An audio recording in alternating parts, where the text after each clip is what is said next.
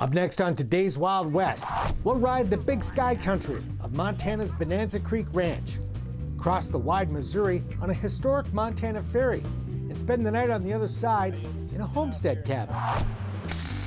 Plus, the Bozeman artist with a welding torch who creates belt buckles from barbed wire. It's all next on today's Wild West. The Wild West. It's still out there. We'll show you how to find it. This is today's Wild West.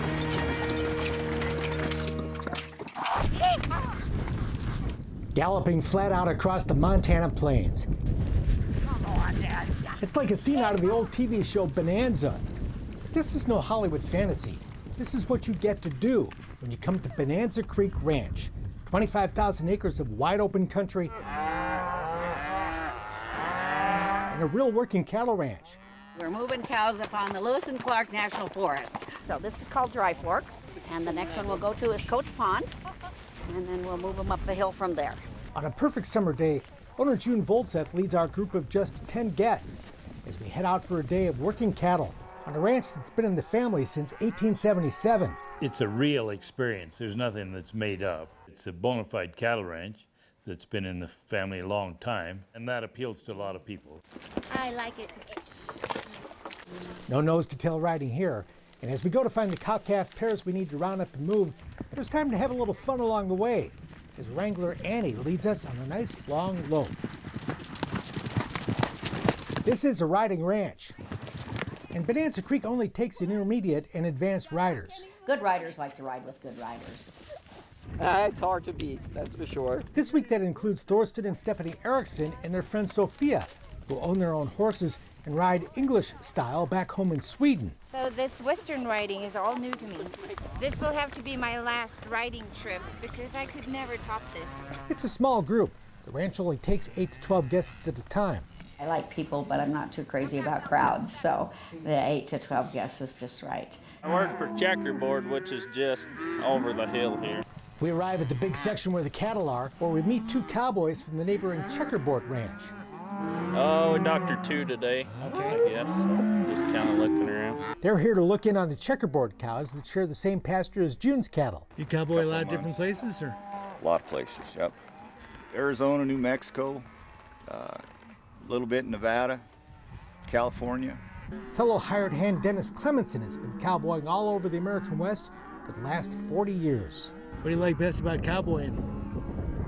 Oh, when I was younger, it was the running and roping. Now it's just kind of being away from people and things like that.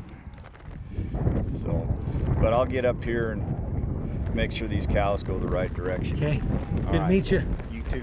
So around this corner, there's a hill up there, and we'll move the cattle up that hill, but we'll gather them. We'll just kind of drop these there, and then we'll gather them. There's another coulee up there and another one that way, and we'll gather all the cattle together and head them up the hill. Find the cows and move them out. Sounds simple enough. They stop at the trees and they won't go further. But it's not quite that easy. Get moving here. Go! Woo! She said we missed the road and we needed to get them up that way. Let's just collect them and try that road then. Well, it's the Wild West, huh? It takes a while, but nobody's in a hurry. We finally get the cows gathered into one group. There's a lot of cows out there. And our mini cattle drive gets underway.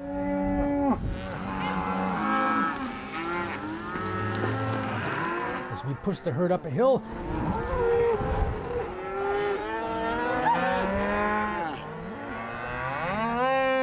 and into the next pasture. Fun stuff, even for those who get to do it every day. I love moving cows. Our mission accomplished. We'll take a break for lunch, then head back to the ranch. Later, we take a side trip to the nearby ghost town of Castletown, the real Old West. A fascinating place to see and imagine what it was like here back in the day. What you doing, you little guy? Active dogs. Meanwhile, back at the ranch, another treat, border collie pups, an added bonus to cap off a magnificent day in Montana. As the sun rises on another day in paradise, we're in for a different kind of ride. No cow work today, just a nice long trail ride. 27 miles. We're lucking out once again with the weather as we head out into another perfect summer day, guided by June's brother-in-law, Larry. Now you can look back and see why your horse is sweating a little bit. Wow. Quite a climb. Get the horses to do it, though, huh? We do have the horses to do it. Many of which are registered quarter horses and striking American paint horses. Up here in the high country, Oh, what a field up here. the views are spectacular. It's a good view of the ranch from here. If you see those trees going down where there's a creek bottom down there, that's called Cottonwood Creek. But the ranch goes just this side of Cottonwood Creek. Bonanza Creek is surrounded by mountains. We're in the north end of the Crazies. That's the big belts up there with the snow. That's called Old Baldy. These are the Castle Mountains behind us. This high elevation is where the elk spend their summer, and along the trail we come across a curious young elk calf. Then maybe the mommy's there around here somewhere. Okay, there's some elk right there. Oh, look at that. Later we spot an entire herd of elk off in the distance. Quite a sight. All part of a great long day horseback, including some nice long lopes as well. This wide open country is the perfect place to unwind, relax, This is what you need. Days out in the open. and perhaps reflect on the trail your life has taken, and whether you need a course correction. In recent years, Bonanza Creek has been hosting a growing number of retreats for women, couples, and other groups, helping people to discover and fulfill their potential. The sage, it just smells so good. It's pure aromatherapy. But any day at this ranch is therapeutic, inspiring, and just plain fun.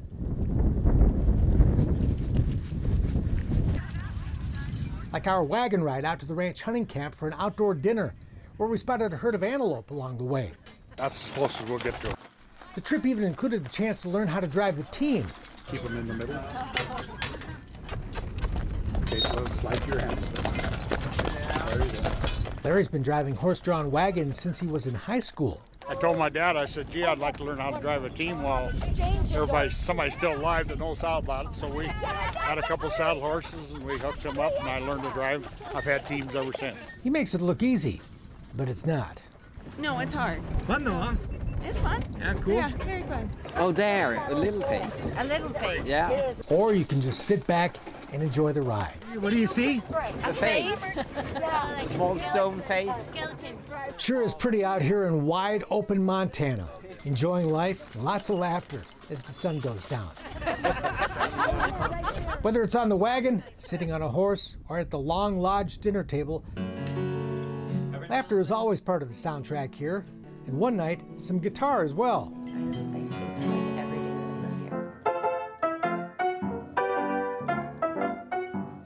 June's husband David is quite the musician as well.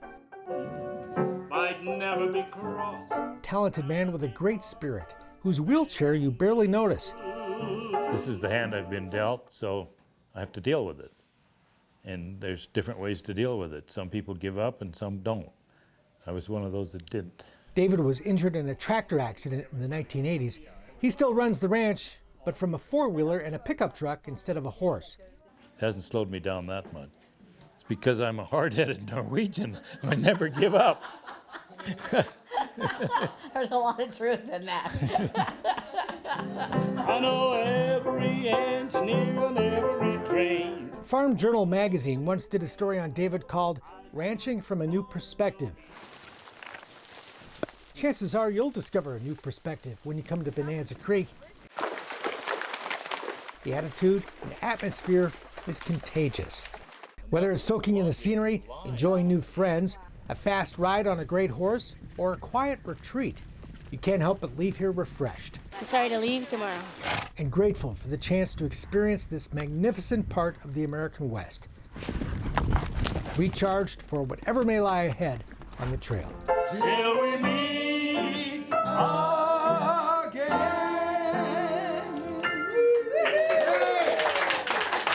You might call it the Hearst Castle of the Montana Prairie. The Bair Family Museum will take you for a tour of this amazing place coming up on today's Wild West. On a lonely highway outside the tiny and remote town of Martinsdale, Montana, population 64, you'll find an amazing museum left behind by a family with a story to match. As the years went by, they spent most of their time in their private quarters upstairs and in the kitchen, because they really did start to think of this as the museum they were leaving. The Bair Family Museum is an eclectic collection of fine art, European antiques, Native American artifacts, and Western art, featuring original works by the legendary cowboy artist Charles M. Russell, who was good pals with the patriarch who started it all, Charles M. Bair. He was very frugal. He wanted to be a landowner, and he didn't own it right away. He just saved up to do it. The 11,000 square foot family ranch house is something like a Western Hearst Castle. Its many treasures include antique gold-plated bathroom fixtures and original oils by French painter Edward Cortez. Their introduction to Cortez came when they ran into a friend in a lobby in a hotel in Paris, who was there to buy paintings for LBJ. There are crystal chandeliers, the finest fashions of the era, and a priceless Native American collection, just to name a few, all provided by a man with very humble beginnings. Born into an Ohio farm family, Charles Bair arrived in Montana in 1883 as a 26-year-old conductor for the Northern Pacific Railroad. But the ambitious and hard-working young man was soon acquiring property and moonlighting as a sheep rancher on his first 320 acres. By 1891, Bair's ranch had grown to nearly 6,000 acres. He'd quit the railroad and become a full-time rancher, living in a sod-roofed two-room cabin with his wife and 2-year-old daughter Marguerite. And by the mid-1890s, Bair was ranching 40,000 sheep and had moved his family and business headquarters to Billings. But the real wealth you see in the Bair Museum today had its origins in the Great Klondike Gold Rush. Charlie Bair headed north to Alaska in the spring of 1898, and thanks to mining investments and equipment sales, returned home that fall a wealthy man. The money would allow Bair's wife and 2 daughters, Marguerite and Alberta, to enjoy a lifelong lifestyle of multiple homes, travel, and collecting art and antiques, especially during their later frequent trips to Europe. The more comfortable they became, the more worldwide travelers. They started going for the Louis XIV, 15th commodes, and they would ship things back. Charlie Bair did some collecting of his own, purchasing 3 paintings from his pal Charlie Russell, whose illustrated letter to Bair can be seen today in the museum. Joseph Henry Sharp had a huge collection of shields hanging all over his cabin in Crow Agency, and for that reason, we think that they may have gotten this shield from Joseph Henry Sharp. Bair was also a fan of Western artist Joseph Henry Sharp and bought the first 5 volumes of photographer Edward R. Curtis's acclaimed 20-volume work, Photographing the American Indian. These were original photogravures printed by the printer in Boston that he selected. Meantime, by 1910, Charlie Bair had become the biggest sheep rancher in the world, shipping entire trainloads of wool out of Billings. They celebrated their 50th wedding anniversary, Mr. and Mrs. Bair, in this room. Wintering in Los Angeles, the Bairs became friends with silent movie star William S. Hart and the famed writer and artist Will James. Chief Pleniku gave Alberta, when she was that size, this Lakota vest. The Crow Indians were also among the friends of the Bairs, on whose reservation Charlie Bair leased millions of acres to run his sheep.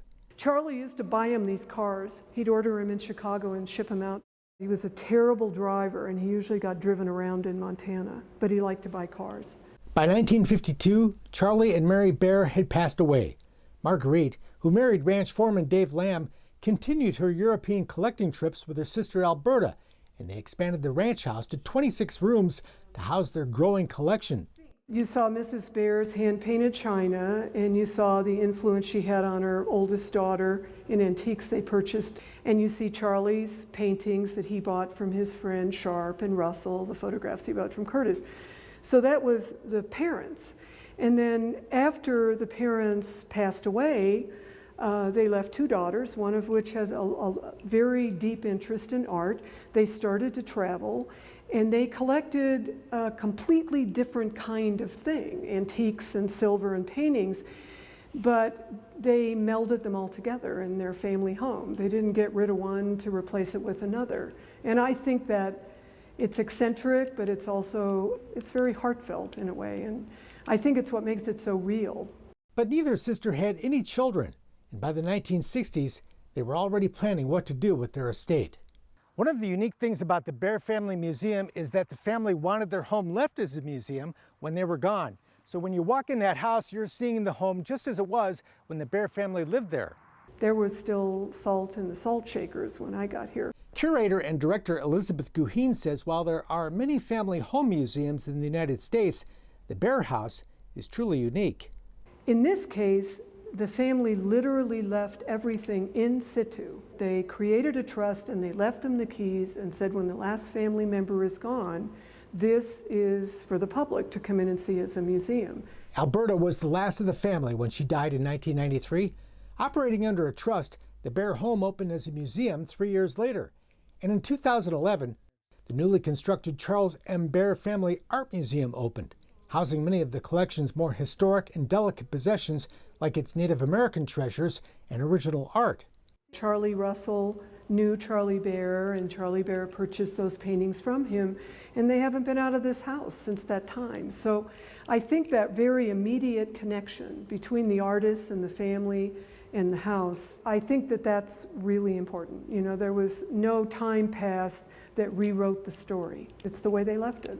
The Charles M. Bair Family Museum is about 2 hours northwest of Billings or 90 miles northeast of Bozeman. Either way, it's a beautiful drive. And you can also visit the museum and see its fabulous collection on their website, which we've linked to our own. We'll have details later in the program. Hi, I'm Mark Bedore. Today's Wild West is along the Missouri River outside the tiny community of Virgelle, Montana, where the only way to get across this river is on a ferry. The Missouri breaks, rugged, broken, and unspoiled country along the upper Missouri River in central Montana. Now protected as a national monument, this area is home to a thriving population of transplanted bighorn sheep, and a dirt road offers an adventurous drive through some very remote country. So remote, in fact, that when you get down to the river, you'll discover there's no bridge, only a ferry. What a beautiful spot you have. Yeah, it is. Jack Carr is our friendly ferry operator. We actually met Jack the night before when we drove down from our hotel in nearby Winifred to scout out the ferry. They planted bighorn sheep, reintroduced them here about 35 years ago, and they are the predominant animal around here right now. Former school teacher enjoys running the ferry, calling it the least boring job he's ever had. It's just visiting with people is interesting, and I always ask, where are you going? Where are you coming from? Where are you going? And get it, you know, everyone's got a story to tell you, so, and they want to know about the history of the ferry. The original ferry was put in by homesteader Jack McClellan back in 1921, and the private operation was later sold to the Stafford family. Today, the Stafford McClellan Ferry is owned by the county, operating from the 1st of May to the end of November. There's a bridge upriver about 13 miles, and they don't want to disrupt this section of the river. Did someone get up and cook you breakfast this morning? No. 8 to 10 vehicles cross here on an average day, many of them tourists. But local ranchers use the ferry as well, which cuts off an hour on the trip to Billings for those who live north of the Missouri. We spent the night south of the river, 16 miles away, in tiny Winifred, Montana, population 205. All is quiet and deserted on a peaceful Sunday morning. And so is the road to the ferry. Nobody here but us, and the rugged, beautiful wilderness. It's like having the whole world all to yourself. We've set out to see all 3 of Montana's Missouri River ferries. Upriver, there's the Carter Ferry, just south of the small town of Carter, about 25 miles northeast of Great Falls. It crosses another quiet stretch of the river, traveled by Lewis and Clark on their epic journey more than 200 years ago. But first, we drove to Virgelle, better known to locals as Virgille. After you've crossed the Missouri River on the Virgille Ferry, you can spend the night at one of the most unique B&Bs in the country and sleep in a restored homesteader cabin. Well, some people say, well, they get here, who comes here? How do you sell anything? Our location is probably our best asset. Don Sorensen grew up 6 miles away on the farm his brother still operates today. The grandson of Montana homesteaders, Don became a pharmacist instead of a farmer and had a lifelong interest in collecting and restoring antiques. I started restoring things on the family farm when I got out of pharmacy school, and my dad thought I was crazy, and I knew I didn't want to do farming and ranching. I didn't want to sit on a tractor and not talk to anybody, so. As a kid in the country, Virgelle was a favorite spot for camping and picnicking. Don saw the post office here close in 1961. The general store went out of business in 1970, and the railroad shut down in the 1980s, leaving Virgelle a ghost town.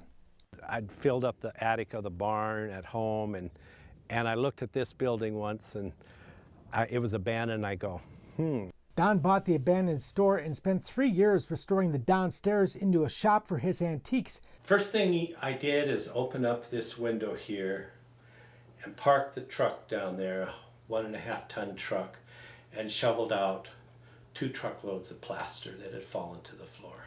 Upstairs, it took 10 years of work to transform the rooms where railroad workers once slept into what today is a beautiful bed and breakfast. But each room has, we've named it for somebody who's actually lived in Virgille. Or you can spend the night outside in one of Don's 6 authentic, meticulously restored homestead cabins, all recovered and brought in from within a 40-mile radius of Virgelle. I started restoring things on the family farm. There was a bunkhouse that was actually a homestead cabin, and I drug all the stuff from the farm and fixed it up.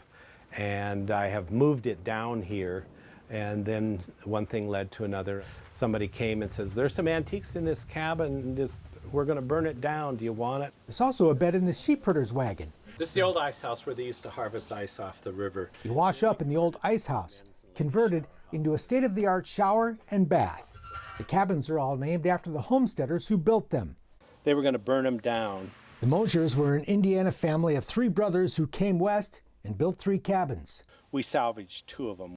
During restoration, Don found the love letters of a young girl.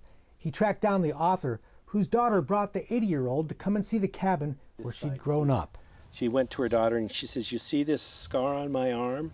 Now she's 80 years old. I went to throw the wash water out that window and there was a nail there and she still had a scar. Entire families of 5 or 6 people once called these tiny structures home. It was tough. My grandma told me some horror stories, only because I started questioning her and asking her. But there's a lot of stuff they don't like to talk about because they weren't the good old days.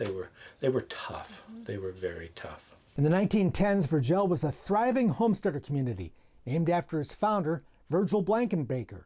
After building the general store in 1912, he added a bank in 1917. But the bank closed just 10 years later, and Virgelle dwindled away. Today, the restored bank, the store, and the homesteader cabins have made Virgelle a destination for both those looking for a unique overnight experience and antique hunters from all over the country. Everybody comes to my front door, which is kind of nice, so I don't have to go see the world. Don even owns the old grain elevator. I want to make a restaurant out of it and call it Good Grub at the Greeley, but I'll probably never get that done. But to get here, you have to use the ferry, and that in itself is a special treat. If nothing else, the short trip across the Missouri to Virgelle and Montana's 2 other ferries force you to slow down, get out of the car, and experience what we so often miss in our busy lives. Probably one of the most beautiful places in the world here. The more I look upstream, the more I remember how pretty it is.